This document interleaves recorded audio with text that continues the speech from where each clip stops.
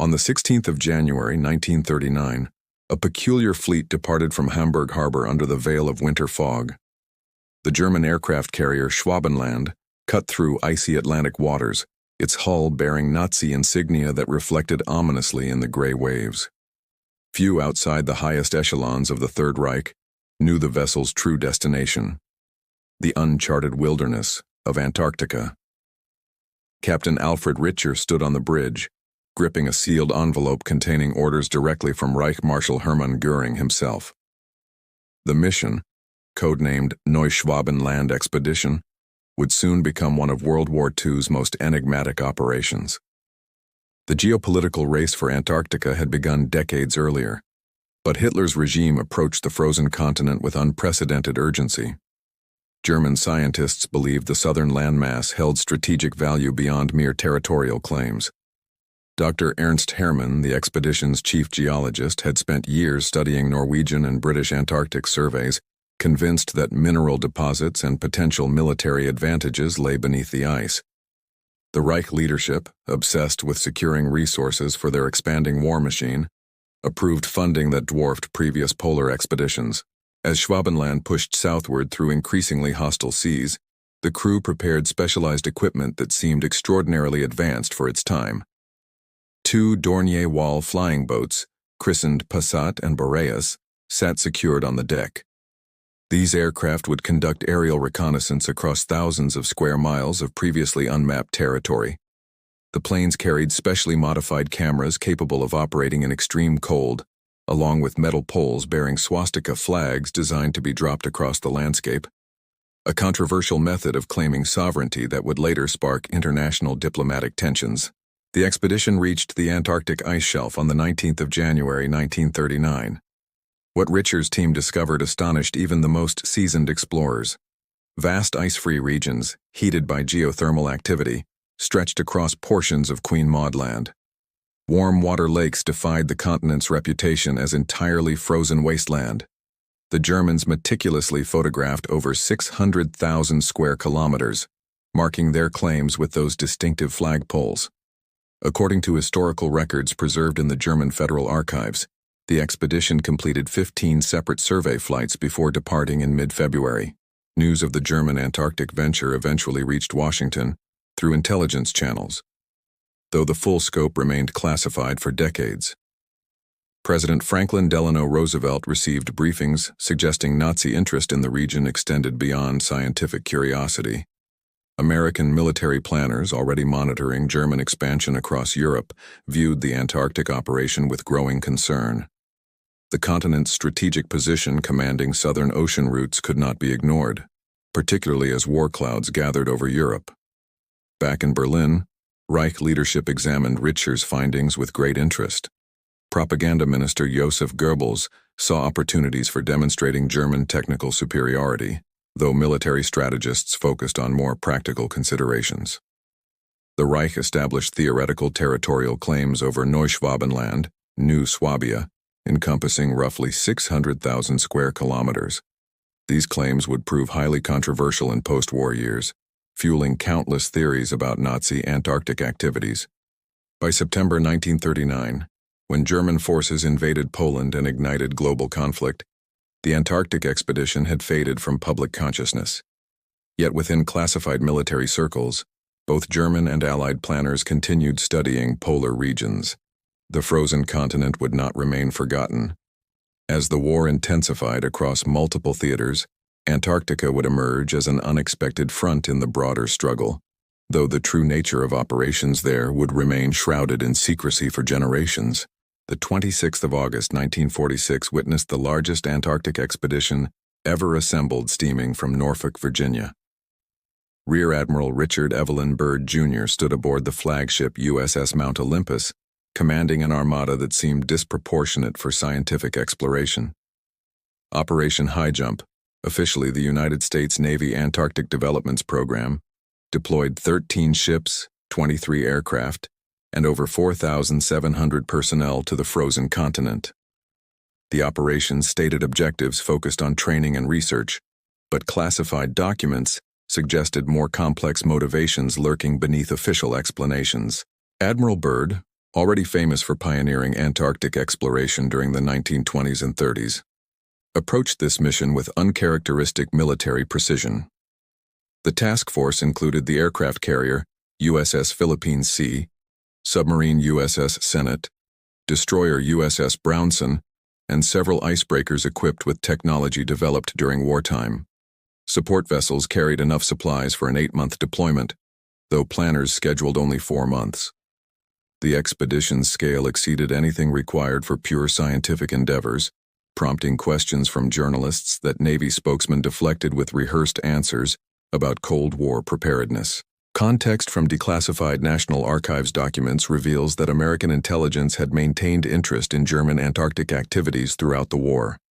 Reports from captured German personnel mentioned continued interest in southern polar regions, though specifics remained frustratingly vague. Some interrogated officers spoke cryptically about research stations and submarine refueling points, claims dismissed by most analysts as deliberate misinformation. Yet enough credible intelligence existed that military planners convinced President Harry S. Truman to authorize comprehensive Antarctic reconnaissance. Operation High Jump divided into 3 task groups, each assigned specific sectors corresponding roughly to areas the German expedition had surveyed 7 years earlier. Eastern Group, commanded by Captain George J. Dufek, approached from the Indian Ocean side. Western Group, under Commander Clifford M. Campbell, entered through the Ross Sea. Central Group, which Byrd personally led, would conduct aerial reconnaissance across New Swabia, the region Germans had claimed and mapped extensively. The expedition launched on the 2nd of December 1946, timing arrival for Antarctic summer. Early operations proceeded smoothly, with aircraft photographing vast territories and ground teams establishing Little America 4 Base Camp. Aerial surveys covered approximately 60,000 photographs documenting coastlines, ice formations, and potential base sites. Navy photographers worked in challenging conditions, their aircraft battling extreme winds and whiteout conditions that had defeated previous expeditions. Then circumstances shifted dramatically. On the 30th of January 1947, Admiral Byrd ordered expedition curtailment.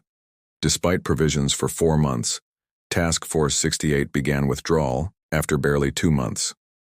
Official reports cited unexpected heavy ice conditions and equipment malfunctions. Yet seasoned Antarctic observers noted the explanations seemed insufficient. Byrd's expedition possessed resources far exceeding previous ventures, including icebreakers specifically designed for polar operations.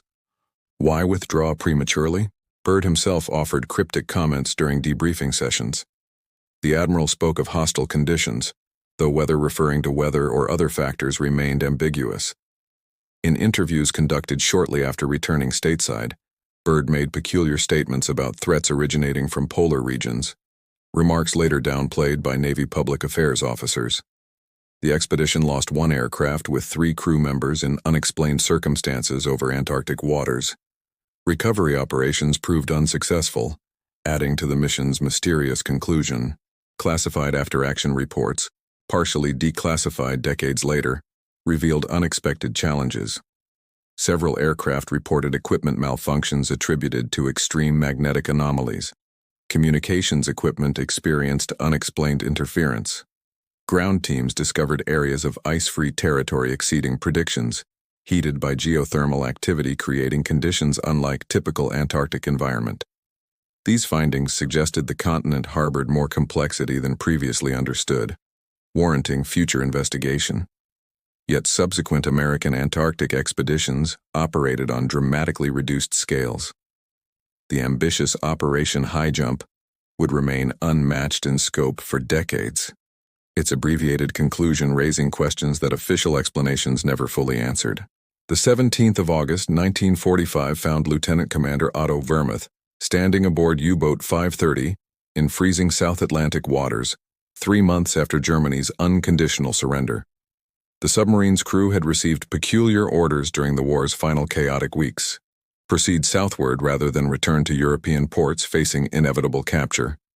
Now, with fuel running low and supplies dwindling, the U-boat surfaced near Mar del Plata, Argentina, where crew members surrendered to shocked Argentine naval authorities.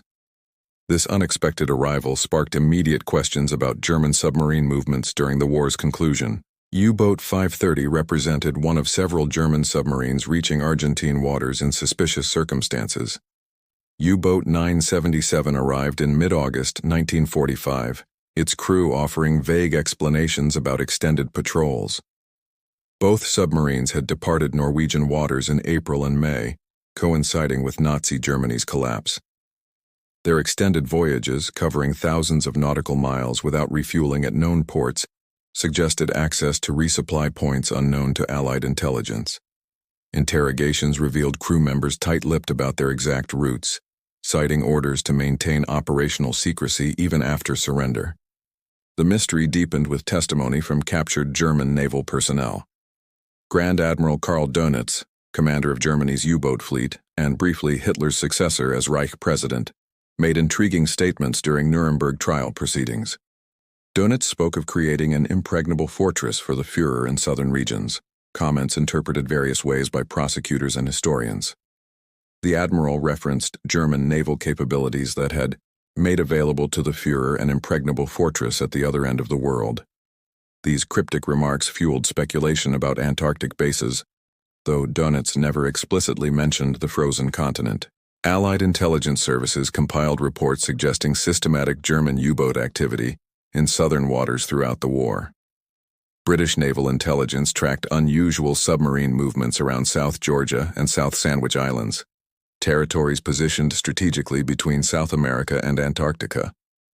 Norwegian whalers operating in Antarctic waters reported suspicious sightings of surfaced submarines bearing German markings in regions far from expected patrol areas. These accounts, initially dismissed as misidentifications, gained credibility as patterns emerged from multiple independent sources. Historical records from the German Federal Military Archives reveal that certain U-boat types possessed extended range capabilities suitable for prolonged southern deployments. Type 10A U-boats, the largest submarines Germany produced during the war, could travel 16,000 nautical miles without refueling, sufficient for round trips from European bases to Antarctic waters. These vessels, designed as submarine supply ships, theoretically could establish resupply caches supporting extended operations. Whether Germany actually implemented such strategies remained unconfirmed by captured documents, most naval records having been destroyed during the Reich's final collapse. Interrogation reports from captured U-boat commanders provided fragmentary evidence of Antarctic interest. Some officers acknowledged receiving orders to investigate southern polar regions for potential operational bases, missions apparently never executed due to deteriorating war conditions. Others remained silent, citing oaths or claiming memory failures regarding specific operations. The scattered testimony suggested Antarctic deployment remained discussed at high command levels, though whether theoretical or actual remained frustratingly unclear. Allied interrogators, focused primarily on European operations and technology transfers, devoted limited resources to investigating southern activities. The submarine mystery extended beyond German vessels. Allied naval patrols reported detecting unusual sonar contacts in southern waters during the final war years, underwater signatures that disappeared before positive identification. Some contacts occurred in regions exceeding known U-boat operational ranges, suggesting either advanced German technology or misidentified natural phenomena. Post-war analysis of these reports provided no definitive conclusions, though they contributed to growing suspicions about Nazi Antarctic capabilities.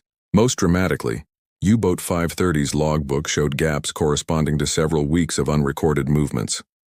Lieutenant Commander Wermuth claimed weather damage destroyed portions of the navigation records, an explanation Argentine and later American investigators found convenient but unverifiable. The submarine's crew maintained consistent stories about their voyage, yet their accounts contained suspicious synchronization, suggesting careful rehearsal. Where had U-boat 530 traveled during those missing weeks? The question would remain unanswered, adding another layer to Antarctica's wartime mysteries. The 4th of February 1938 marked an unexpected meeting in Berlin's Reich Chancellery, where Heinrich Himmler, Reichsführer of the SS, presented Adolf Hitler with proposals for establishing permanent Antarctic infrastructure. This meeting, documented in partially preserved SS administrative records, occurred nearly a year before Captain Richer's famous expedition departed Hamburg. Himmler's interest in Antarctica stemmed from his obsession with ancient civilizations and occult theories, beliefs shared by several Nazi leadership figures. The SS chief proposed that Antarctica might harbor evidence of mythological Aryan origins, a pseudoscientific theory that nonetheless received serious consideration within Third Reich corridors. Hitler's regime had invested heavily in expeditions searching for historical artifacts, supporting their racial ideology. The Ahnenerbe, an SS organization dedicated to researching Germanic ancestral heritage, dispatched teams globally seeking evidence of ancient Aryan superiority. Antarctica represented the ultimate frontier for such theories, an unexplored continent that occult-minded researchers speculated might preserve prehistoric civilizations beneath its ice. While mainstream historians dismiss these motivations as fringe beliefs, declassified records confirm high-ranking Nazis took such ideas seriously enough to allocate significant resources. Beyond pseudoscientific motivations, practical strategic considerations drove German Antarctic interest. Reich economic planners worried about resource dependencies, particularly regarding rare metals essential for advanced weapons production.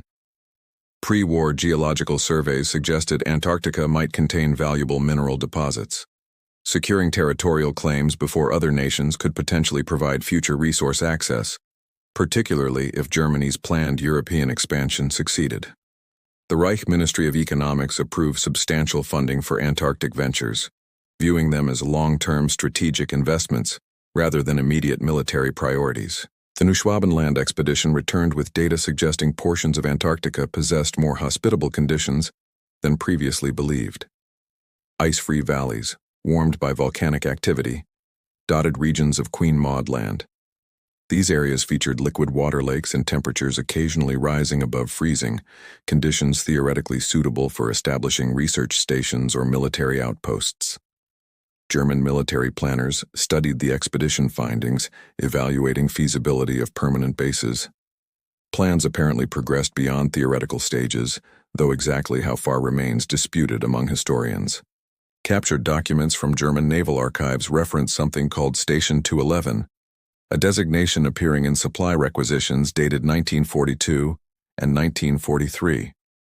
These documents, discovered among files stored at Flensburg Naval Base, listed unusual items including specialized cold-weather construction materials, prefabricated building components, and extensive food supplies.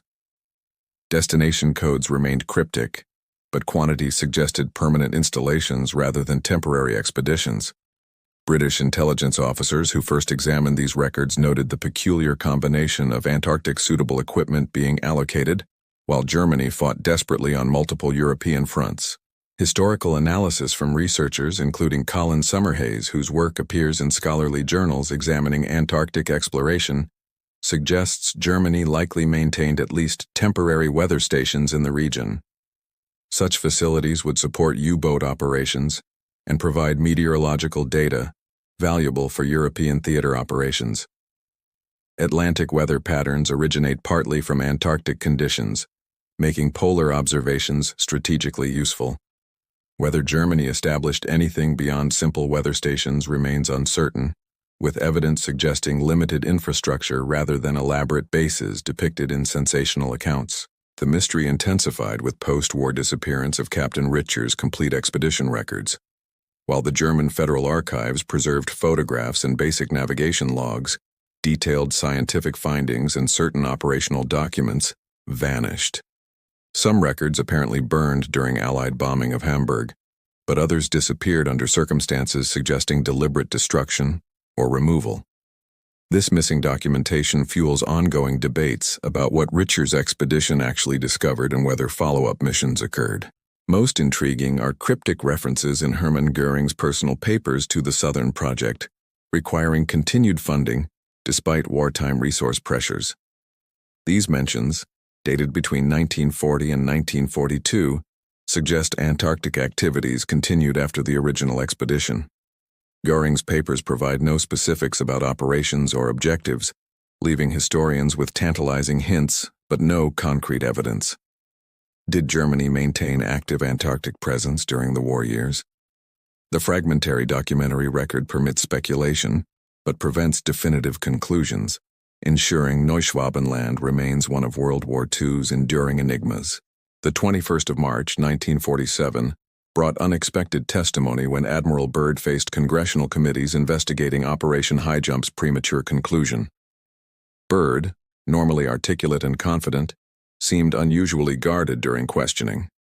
Congressional representatives wanted explanations for the expedition's abbreviated duration and substantial costs, nearly $4 million in contemporary currency. The Admiral's responses emphasized scientific achievements, extensive photographic surveys, magnetic measurements, oceanographic data, while deflecting questions about military objectives. Senator Owen Brewster of Maine pressed particularly hard, sensing incomplete disclosure, but Byrd maintained his careful testimony. What Byrd could not publicly discuss were the expedition's true discoveries regarding Antarctic habitability. Scientific teams had identified far more extensive ice-free regions than expected, areas where geothermal heat created microclimates radically different from surrounding frozen wastelands. Lake Vostok, later confirmed as a massive subglacial body of water, first appeared in anomalous radar readings collected during Operation Highjump. These discoveries suggested Antarctica harbored environments potentially suitable for permanent habitation, findings with obvious military implications during emerging Cold War tensions. The scientific community watched these developments with intense interest. Dr. Paul Siepel, a veteran Antarctic researcher who participated in multiple Byrd expeditions, noted unusual patterns in the expedition's published findings. Siepel observed that certain geographic coordinates referenced in preliminary reports disappeared from final documentation. Magnetic anomaly data, potentially indicating mineral deposits, received surprisingly limited analysis in official publications. The veteran scientist recognized omissions suggesting classification of militarily sensitive information, standard practice but unusual, given Operation Highjump's ostensibly civilian scientific mission. Soviet intelligence services monitored American Antarctic activities with growing concern. Stalin's regime, despite wartime alliance with Western powers, viewed any American military operations suspiciously. Soviet agents in Argentina reported American naval vessels and aircraft operating near Antarctic waters. Intelligence that reached Moscow alongside reports of German submarine arrivals in South American ports. The combination fueled Soviet suspicions about capitalist powers, potentially establishing military advantages in uncontested territories. This intelligence contributed to Stalin's decision authorizing Soviet Antarctic research programs, though practical expeditions would not launch until the 1950s. Context from declassified CIA documents reveals American intelligence knew the Soviets were monitoring Operation Highjump. This awareness influenced operational security measures and contributed to the expedition's secrecy beyond normal military protocols. The emerging ideological conflict between capitalism and communism transformed Antarctica from pure scientific frontier into potential Cold War battleground. Control over the continent's resources and strategic positions could provide advantages in future conflicts, making seemingly benign research expeditions extensions of geopolitical maneuvering. British Antarctic interests further complicated the situation. The United Kingdom maintained long-standing territorial claims in the region, particularly the Falkland Islands dependencies overlapping areas of German and American interest. British officials protested American operations in regions London considered sovereign territory. Diplomatic tensions Byrd's expedition had been instructed to minimize. The Foreign Office filed formal complaints about Operation Highjump activities, arguing the expedition violated British Antarctic claims. These disputes, handled quietly through diplomatic channels, demonstrated that even Allied powers competed for polar advantages. The question of German Antarctic capabilities remained central to American planning. Intelligence analysts struggled to determine whether Nazi operations had achieved permanent installations or merely conducted surveys. If Germany had established bases, what became of them after the Reich's collapse? Were they abandoned, or did fleeing Nazi personnel attempt to maintain them? American reconnaissance specifically targeted areas the 1939 German expedition had claimed, searching for evidence of construction or ongoing activity. The results of these searches remained classified, though the absence of public announcements suggested either negative findings or discoveries deemed too sensitive for disclosure. Scientific publications from Operation High Jump participants gradually appeared in academic journals throughout 1948 and 1949. These papers detailed geological observations, wildlife surveys, and oceanographic measurements, contributions advancing Antarctic science significantly. Yet researchers noted curious omissions regarding specific locations and certain types of data. Magnetic anomaly readings, potentially indicating mineral resources, received minimal coverage. Several geographic regions surveyed by expedition aircraft appeared only briefly in published accounts. The pattern suggested systematic classification of militarily or economically sensitive findings, transforming Operation High Jump into a scientific expedition whose most significant discoveries remained secret. The 14th of July, 1945 witnessed chaos along Norway's Arctic coastline as remaining German naval forces attempted escape or surrender. Among vessels departing Trondheim and Narvik were several large Type 9 submarines, their movements tracked imperfectly by Allied reconnaissance. U-boat 877, commanded by Lieutenant Wilhelm Timm, departed on a trajectory suggesting southern rather than British destinations.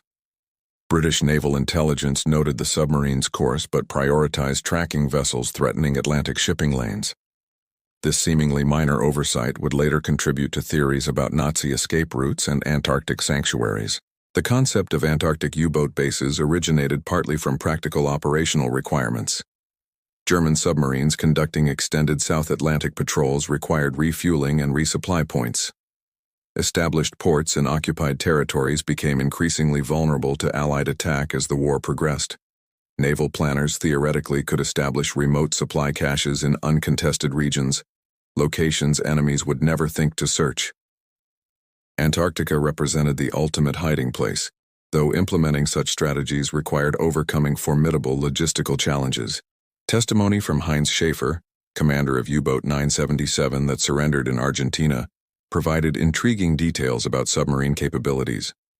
Schaefer described his vessel traveling submerged for extended periods using snorkel technology, devices allowing diesel engines to operate while underwater. This capability, combined with German submarines' extended range, theoretically enabled undetected transits across vast ocean distances. Schaefer's interrogators noted the commander's intimate knowledge of South Atlantic geography, including regions near Antarctic waters, though he denied visiting the frozen continent. The practical challenges of Antarctic submarine operations were immense.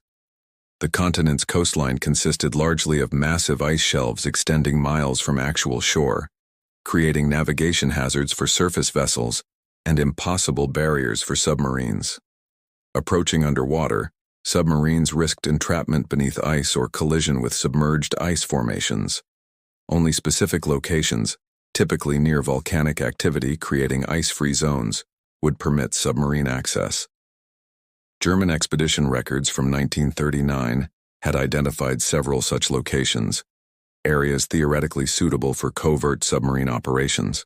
Intelligence from Argentine sources suggested German submariners possessed detailed knowledge of South Atlantic islands, potentially serving as intermediate refueling points. South Georgia, South Sandwich Islands, and other remote locations featured sheltered harbors and limited monitoring.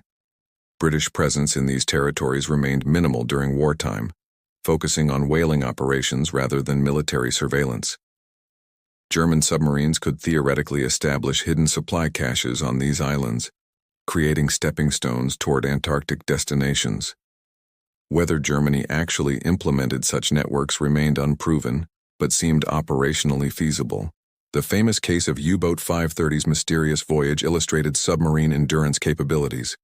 Lieutenant Commander Wehrmuth's vessel traveled from Norway to Argentina, covering approximately 8,000 nautical miles without confirmed refueling stops.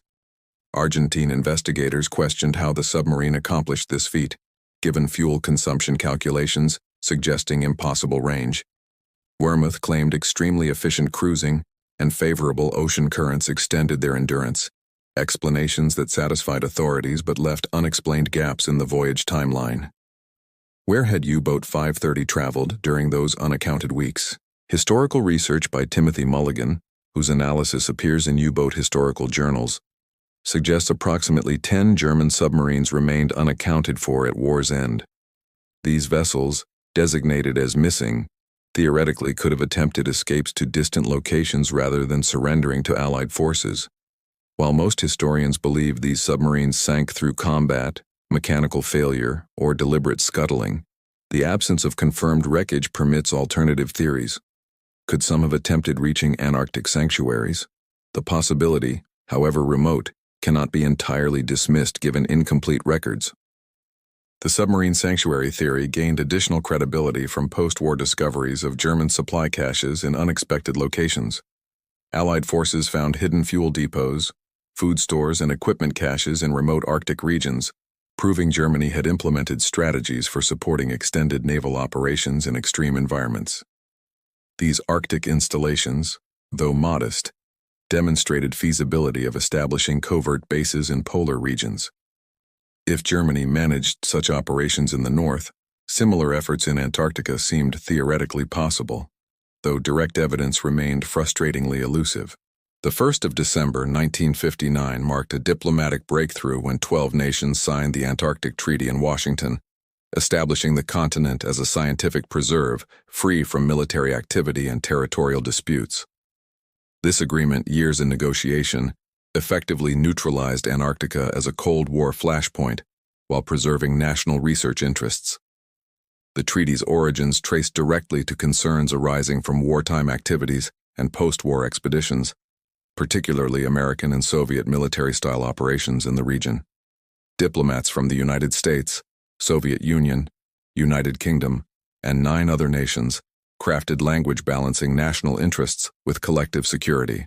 The treaty negotiations revealed lingering questions about World War II Antarctic activities.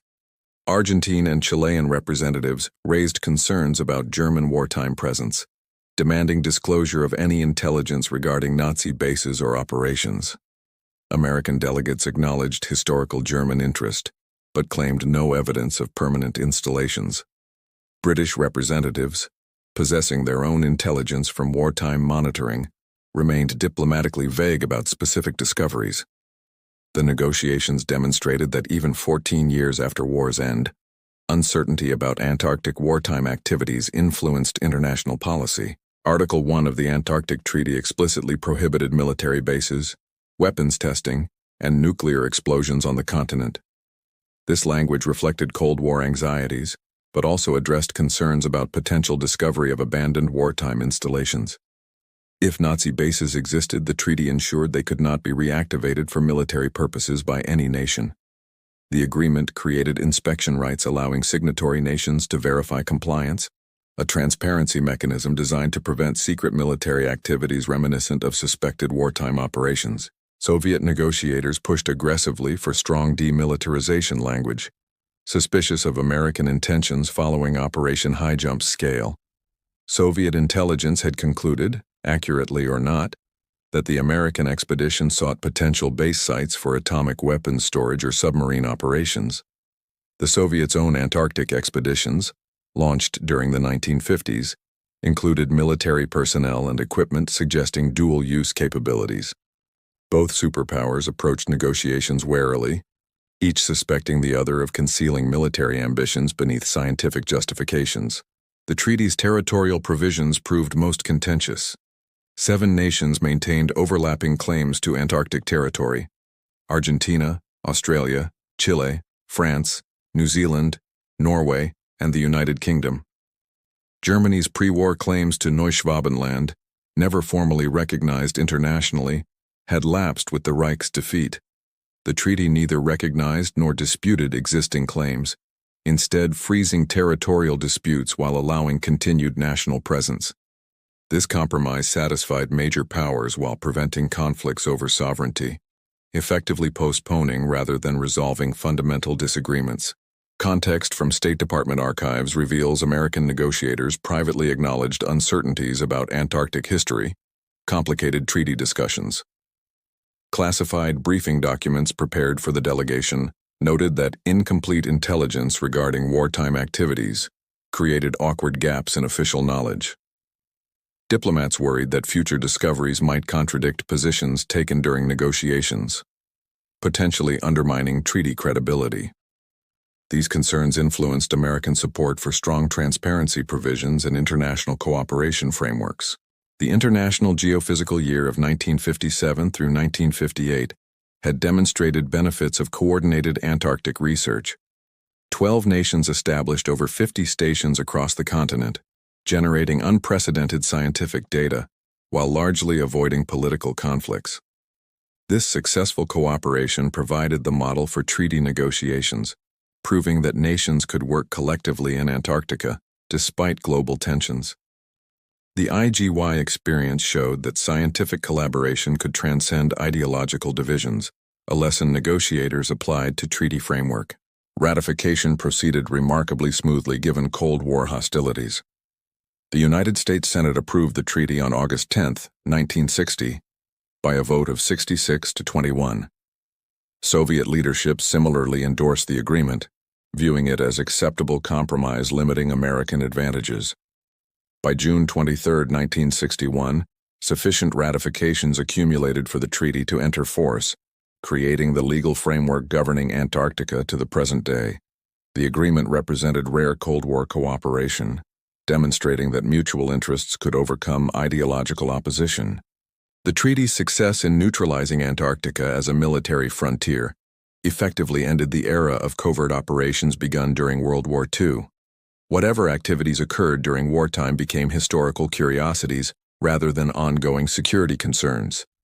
The agreement ensured that Antarctica's secrets, if any remained hidden beneath the ice, would be addressed through scientific investigation rather than military competition. Yet questions raised by wartime German interest and post-war American expeditions would continue intriguing researchers for decades. The 6th of September 1974 brought unexpected revelations when the United States Navy partially declassified Operation High Jump documents under new Freedom of Information Act provisions. Researchers gaining access to previously secret files discovered details confirming the expedition's military character extended far beyond acknowledged parameters. While sanitized versions protected genuinely sensitive information, released materials revealed planning assumptions, operational challenges, and reconnaissance findings painting a more complex picture than public accounts suggested. Historians immediately recognized these documents' significance for understanding post-war Antarctic policies. The declassified materials confirmed that Operation High Jump explicitly tasked with investigating areas of German interest. Mission planning documents referenced the 1939 Nazi expedition, with American intelligence officers preparing briefings about suspected German activities. Reconnaissance flight paths deliberately covered regions Richter's expedition had surveyed, suggesting American planners sought evidence of German installations or ongoing activity. While released documents contained no smoking guns proving Nazi bases, they demonstrated American military took such possibilities seriously enough to dedicate substantial resources investigating them. Admiral Byrd's personal papers, donated to Ohio State University archives, provided additional insights into the expedition's abbreviated conclusion. Byrd's private correspondence with naval officials expressed frustration about unnamed operational difficulties unrelated to weather or ice conditions. One letter, written in March 1947, cryptically mentioned unexpected complications requiring policy-level decisions beyond his authority. Another noted that certain findings required evaluation by specialists before wider dissemination. These fragments suggested Byrd encountered situations outside normal expedition parameters, though specifics remained classified or lost. German archives opened to researchers following reunification in 1990, offering new perspectives on Nazi Antarctic activities. Historians examining Kriegsmarine records found additional references to Southern operations, including planning documents for extended U-boat patrols in sub-Antarctic waters. While these materials confirmed German military interest in the region, they provided limited evidence of actual implementation. Most striking was what the archives did not contain: comprehensive records of the Neuschwabenland expedition's findings, and any follow-up operations. The absence suggested either deliberate destruction or removal of sensitive materials, continuing pattern of missing documentation. The 1990s brought renewed interest in Antarctic mysteries from researchers applying modern analytical techniques to historical questions. Polar historians like Colin Summerhays examined available evidence systematically, separating documented facts from speculation. Their work, published in peer-reviewed journals, concluded that Germany likely established temporary weather stations, but probably not elaborate bases suggested by sensational accounts. These scholarly assessments acknowledged genuine mysteries, missing documents, submarine movements, unexplained expedition activities, while cautioning against unsupported theories. Technological advances enabled new approaches to investigating Antarctic history.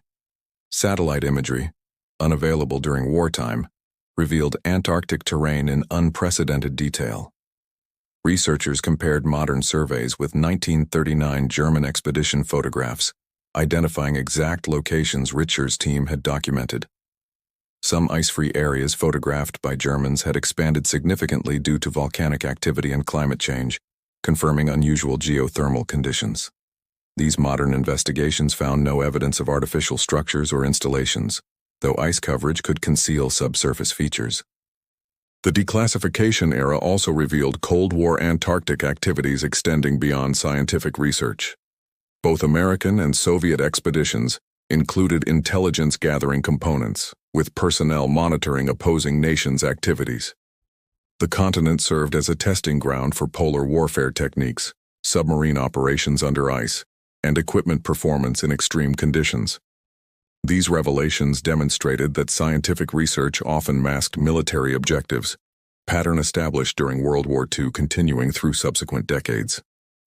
Perhaps most significant were admissions from former military personnel willing to discuss previously classified activities. Retired naval officers who participated in Operation High Jump provided interviews confirming that the expedition encountered unexplained phenomena, unusual magnetic readings, equipment malfunctions, and areas of unexpected geothermal activity. While these accounts stopped short of confirming Nazi bases or extraordinary discoveries, they validated that Byrd's expedition faced genuine mysteries requiring investigation beyond stated scientific objectives. The 23rd of April, 2001 witnessed an unusual expedition departing from Punta Arenas, Chile, organized by international researchers determined to investigate World War II Antarctic mysteries using modern technology. The team, led by German historian Christoph Friedrich, and including specialists in remote sensing, archaeology, and polar operations, planned systematic examination of Neuschwabenland regions. This represented the first comprehensive attempt to ground truth historical accounts using contemporary scientific methods, seeking physical evidence that might finally resolve decades of speculation about wartime activities. The expedition utilized ground-penetrating radar, satellite positioning, and advanced ice core analysis to investigate suspected German activity sites. Teams focused on ice-free valleys where geothermal heat created conditions theoretically suitable for installations. Initial surveys quickly confirmed that these regions possessed more extensive habitable areas than previously documented, with some valleys containing liquid water lakes and primitive vegetation, moss and lichens surviving in protected microclimates. These discoveries validated German expedition observations about Antarctic habitability, while demonstrating challenges of establishing permanent presence. Ground-penetrating radar revealed subsurface anomalies at several locations, features requiring careful interpretation. Some signatures suggested artificial structures, though natural geological formations could produce similar readings. The team excavated 3 promising sites, discovering in each case natural rock formations rather than human construction. However, one location yielded a small metal object, a cylindrical container bearing faint markings possibly consistent with German manufacture. Laboratory analysis dated the artifact to the 1930s or 40s based on metal composition and manufacturing techniques, providing tangible evidence of German presence, though not conclusive proof of permanent installations. The expedition's most significant finding involved previously unknown ice caves created by volcanic heat. These natural caverns, warmed by geothermal activity, maintained above freezing temperatures year-round. Some caves extended hundreds of meters into glacial ice, creating substantial sheltered spaces theoretically suitable for human habitation.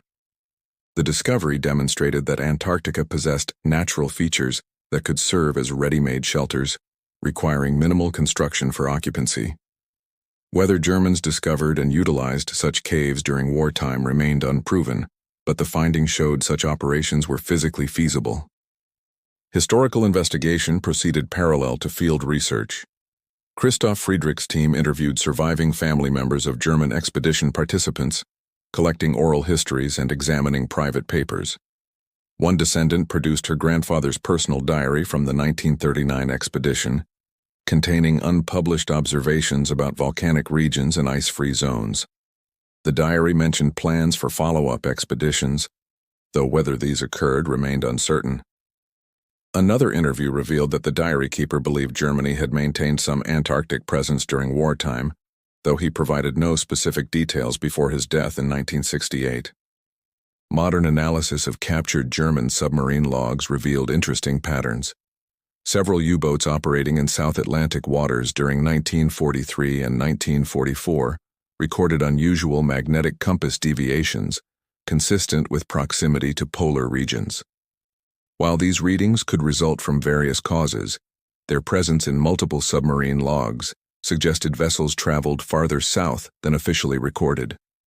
Combined with testimony about secret orders and missing logbook pages, the compass data provided circumstantial evidence supporting theories about Antarctic submarine operations. The expedition also examined American Operation High Jump activities using modern research methods. Comparing 1947 reconnaissance photographs with contemporary satellite imagery revealed that American aircraft had concentrated photographic coverage on specific regions, predominantly areas of German interest. This pattern confirmed that investigating suspected Nazi sites represented a primary objective, though American crews found no obvious installations.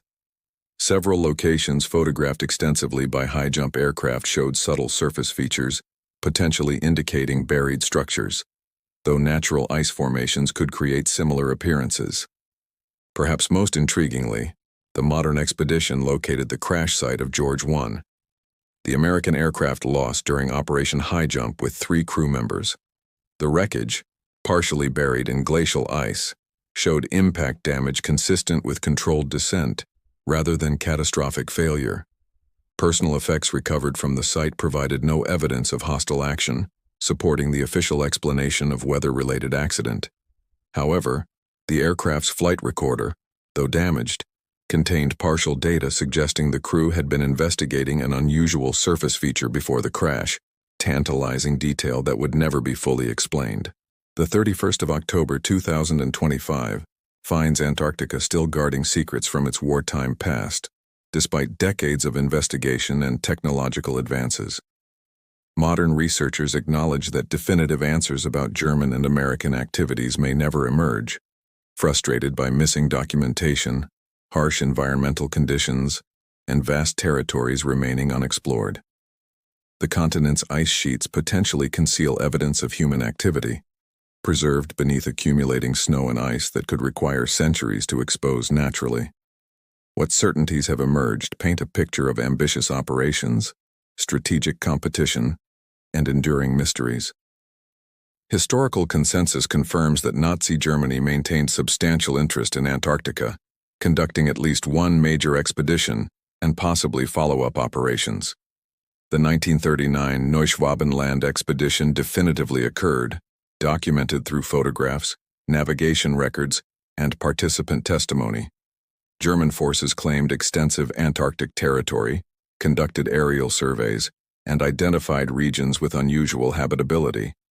Whether Germany established permanent installations remains unproven, though capability and motivation existed. The most credible assessment suggests temporary weather stations or supply caches rather than elaborate bases, though absence of evidence does not constitute evidence of absence. American post-war interest similarly stands confirmed beyond dispute. Operation High Jump represented the largest Antarctic expedition ever mounted, deploying military resources vastly exceeding requirements for pure scientific research. The operation specifically investigated areas of German interest, seeking evidence of Nazi activities while establishing American strategic presence.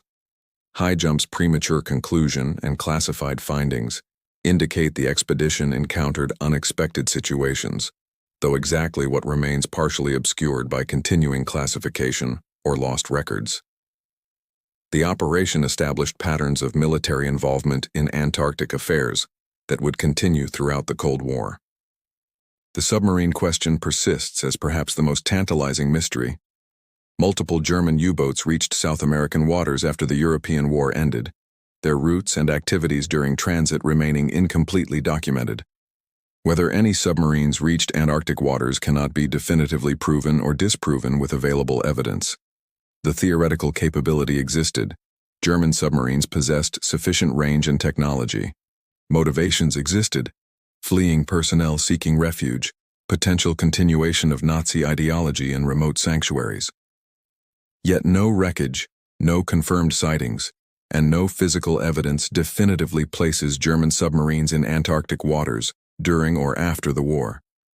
Modern Antarctica contains no obvious remnants of World War II activities. Researchers have searched suspected sites without finding concrete evidence of installations. However, the continent's vastness and ice coverage mean comprehensive surveys remain impossible. Approximately 98% of Antarctica lies beneath ice averaging over 1 mile thick. Anything buried by decades of ice accumulation would remain invisible to surface investigation. Ground-penetrating radar can probe subsurface features but covers only tiny fractions of potentially relevant areas. Satellite imagery reveals surface features but cannot penetrate deep ice. Technology constrains investigation despite significant advances. The geopolitical implications of wartime Antarctic activities ultimately proved more significant than the activities themselves. German interest catalyzed American response, which in turn concerned Soviet leadership, creating cascading strategic anxieties that transformed Antarctica from neglected wilderness into contested frontier. These concerns directly influenced the Antarctic Treaty negotiations, producing an agreement that neutralized the continent as a source of international conflict. In this sense, whatever actually occurred during World War II achieved lasting impact by shaping post-war Antarctic governance. Contemporary researchers approach the subject with appropriate skepticism regarding sensational claims while acknowledging genuine historical mysteries. The work of scholars like Christoph Friedrich and Colin Summerhays demonstrates rigorous methodology applied to fragmentary evidence, reaching measured conclusions that acknowledge uncertainty. This scholarly approach contrasts with popular accounts that often present speculation as fact, conflating documented activities with unproven theories. Responsible history requires distinguishing between what evidence supports, what remains uncertain, and what lacks credible foundation. The human dimension adds poignancy to these historical puzzles.